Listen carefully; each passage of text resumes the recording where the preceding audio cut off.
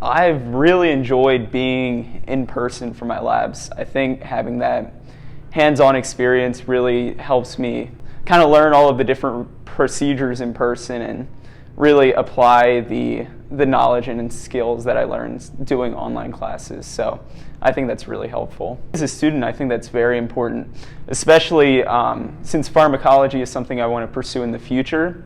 I think that having that hands-on lab experience is something that's going to be invaluable as I move on into my career, my further education. So I think that's very important to actually experience what we've been learning online. I've had a blast since I've gotten here. It's been so much fun. I've connected with so many people.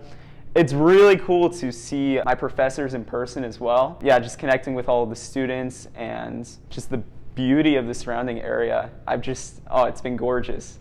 Taken a lot of pictures. I did my classes through the Starbucks College Achievement Program. As far as tuition goes, I got that paid for by Starbucks, so I had the finances to kind of put towards my travel expenses and my housing and all of that stuff to get here. For the degree, I think the finances, the expenses are worth it. I want to go into pharmacology once I graduate. At the end of this year, I'll be applying to different graduate schools and pursuing that route of medicine.